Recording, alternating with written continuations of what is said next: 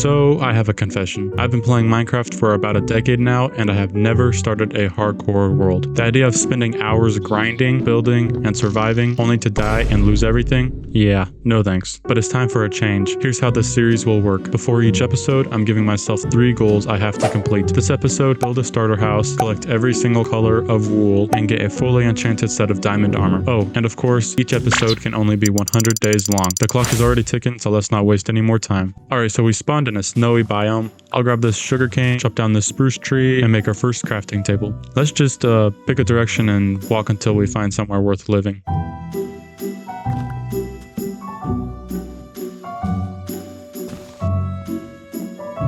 There's a cave over here, so let's check it out. I'm so sorry, bunny, but I'll need to eat you soon. While we're here, I'll just grab some stone. Let's build a boat so we can cross this ice a little faster. Whee! While ending some chickens, I spotted a village up ahead. Let's head over there and, well, borrow this villager's bed. I'll loot these chests and, whoa, 4 achievements at once? That's actually an incredible start. Now we have protection and tools, but let's check out the other chests. I also found some coal for torches and cooking later. The sun is setting, so let's call it a night. I want to try my best to prevent any mobs from spawning. I guess I'll sleep right here in the house the villagers built for me. Starting the day right, I cooked up some breakfast on a campfire while chopping down some trees to pass the time. I think it's time to eat the rabbit I got earlier. There's a cave nearby, and look, our first zombie. Please just ignore my panicking. After grabbing these berries, I want to get our first stone tools crafted. Tonight's the night. Let's just take out every animal that crosses our path. I finally ran into a new biome. Let's see some more berries and ooh, there's a pig. I'm gonna eat you. Hiya! After sleeping through to day 2, I wanted to scout out the area a little bit, so I climbed this hill. It's pretty much just all spruce, but I did spot the corner of a villager's house, which means more stuff for me. I made a few stops on the way to mine some iron and coal. Why did I just set my respawn point? I don't know. Now that I have a bundle, I can keep a few more items. I can also push this cow off the cliff. Sorry, cow. Just like earlier, I'm going to cook some meat on the fire and camp out here tonight.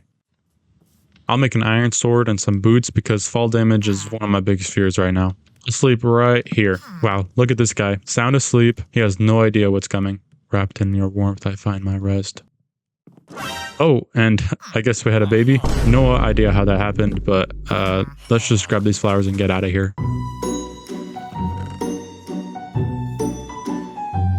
Just look at the sun rays through the water here. Man, I love shaders. I found a pale oak forest, which begins to check off some of the items we need for the house. Here are the rest of the items we needed. Whoa, almost died to a skeleton. I'll just craft a shield right now. Before leaving, I'll grab a few saplings. There's a bamboo forest nearby, and a jungle temple. Before looting, I need to craft another bundle. The loot in here is actually terrible, but let's just grab the sticky pistons anyway. From this biome, I now have bamboo for scaffolding, cocoa beans for dye, and watermelon for food. There's a desert village up ahead. I'll steal these bales, iron armor, brewing stand, bell, books, and let's just craft a few more bundles while we're here. Leaving the village, I found a desert temple. There's another village right here. I have to ditch the watermelon since I'm all out of inventory room. I'll keep 1 watermelon seed though. Now let's sleep off day 7. Before leaving the village, I stole more books and found another desert temple, which honestly had mid loot. And finally, an acacia biome, the wood we're actually building a house with. Wow, look at that rainbow. Makes me want to jump through a sunflower field with the butterflies. Anyways, from the top of the hill, there's a small cherry blossom biome, and down at the bottom, a village. I think this is it. This is home.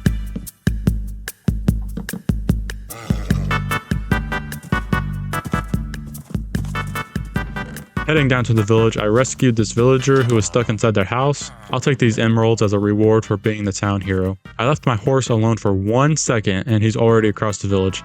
Incredible. Let's set up a horse post back at the camp and spot the area with torches to keep the mobs out. Camp's looking good. For the house, we need lots of deep slate, so let's go mining.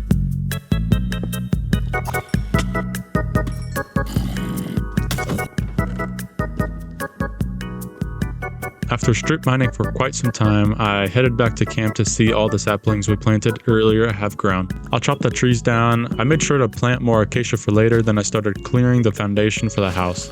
First step, I need to expand this dirt path for more room and line out the outer wall structure. This section is going to house the sheep eventually. I'm loving the acacia and deep slate combo already. Let's craft an enchanting table and some bookshelves and start saving up levels for the best possible enchants. In the meantime, let's take out a few squid for black dye. This will help a lot with accomplishing the sheep color goal. I'm debating on which sheep pin design I like better. I think I'll go with right. A wandering trader showed up. I'll buy some dye off him. Thanks.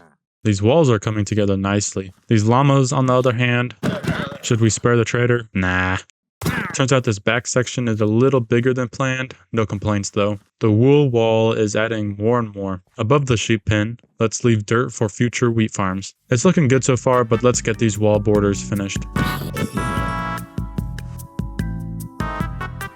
I see you, pillagers. I'll keep my distance though. This space is looking way too good right now to lose it over some pillager beef. Just stay out of my territory. Back into the mines for another deep slate haul. I'm already regretting how much deep slate I committed for this build because mining it all with the iron pickaxe is painfully slow. On the walls, I want them to look like they're supporting the upper levels. Let's mirror the design on the other side.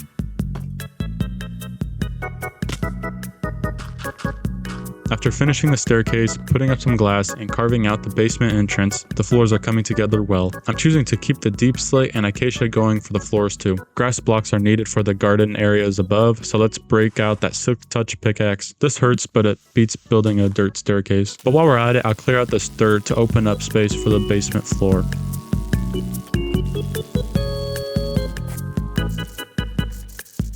I think it's about time to move the sheep inside the walls. I'm honestly not too sure how to go about this. Let's just jump in here. First batch in, last batch in. While we're at it, let's dye one black, kicking off our journey towards the darker wool colors. This trader is offering mangrove saplings, so let's just take advantage of the deal. I finally got more acacia and finished the corner of the house frame. I need this to be grass, so let's just add a few patches here. I'll also punch out some holes for the water. This will set the farming up great, and now all we need to do is plant the seeds. On the inside, I want a little difference in leveling. So let's raise the sides one block with these stairs. I think this helps the middle walkway stand out just a bit. I will start growing some cactus too, since green's one of the last colors we need to complete the wool wall.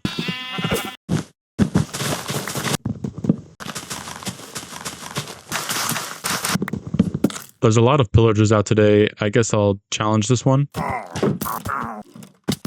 Should we kill the rest so they can't ambush us later? Nah, it's still not worth the risk. After more strip mining, I can finally finish the walls with deep slate. And it's time to upgrade the whole tool and armor set to diamond. I feel official now. Let's add upside down stairs throughout, making the floors look just a little bit bigger than they actually are. Loving how the pale oak borders the acacia in the basement. Let's keep that pattern going. These stairs in each corner add so much detail to each beam. It makes it feel more dramatic.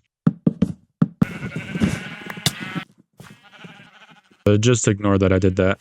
Which looks better, the white or black behind the support posts? I think I'll go with white this time. There seems to be a stalker right outside the window. I'm not waiting around to find out what it wants. Back inside, let's add some elevation near each window for better visibility. Still doesn't feel right. Let's just delete the middle section and make it one large window instead. And finally, I'll add a little texture to the flooring with stripped acacia. I'll also use some of the acacia for the walls on the main level. I want to avoid using too much grass, but still want the sunlight, so this will work great. White wool completes this side. Sheep color goal officially finished. Now it's time to start the roof. I'm planning for 3 main spikes. I want a deep slate border and warped wood for the main roof material. And that means one thing, a trip to the nether. As per tradition, my nether spawn is not that great. But after digging around for a while, I found a warped forest. On the way home, it just made me a new portal.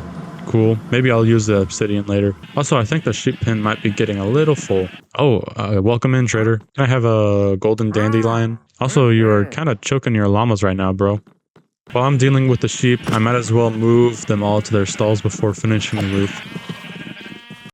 First stall done. Blue and yellow want to make a green sheep for me, but unfortunately for them, I already have one. With every sheep in its own stall and wool on the wall, the goal is officially finished. After another trip to the nether for more warped wood, I finished the top section. Now it's time for the sides. Let's use these acacia stairs for texture on the side of the walls. Got through one side and half of the other before running out of wood again. I don't want to risk another trip in the nether, so let's just improvise with skylights instead. And honestly, I like this more than the original plan. Now with the roof finished, I need to wrap up a few more details around the house before day 100 hits. First, let's replace this podzol with normal grass.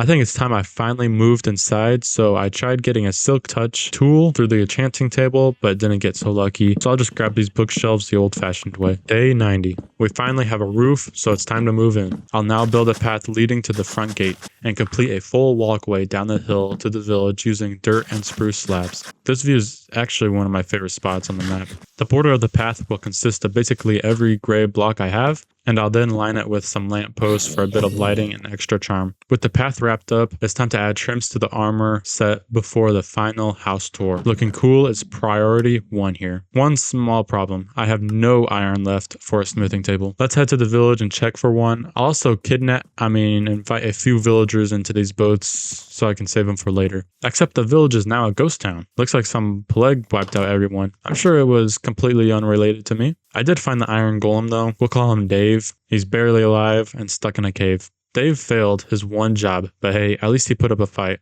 Should we put him out of his misery? Rip Dave. At least now I have enough iron for a smithing table. Let's go for a red accent using redstone. Love the way the blue and the red clash. With only 3 days left, I hear some knocking at the door. Villagers. Possibly the same crew responsible for wiping out the village. I'm not taking any chances this close to day 100, so I'll eat the first golden apple and set up a quick door trap. Could you imagine if I died this close to the final day? Yeah, let's hope that doesn't happen. Turns out these guys aren't nearly as tough as I built them up to be in my head. 2 of the morons even fell straight into the sheep pen. Please don't kill my blue sheep. After finishing off the pillagers, let's go find a blue sheep replacement. I would have loved to swap all of the torches out for lanterns, but the 100th day is approaching and we are all out of iron still. Before the final walkthrough, if this video gets 50 likes, I'll release a part 2. The house looks incredible from this angle at this time of day. Walking up the path and passing the old mine shaft where I'm met with the stunning orange and black walls. Through them, the wool accents add so much color, honestly better than I imagined. The blue warped wood against the acacia orange pairs lovely. The glass is worth pointing out too. Let's just ring this doorbell and head inside.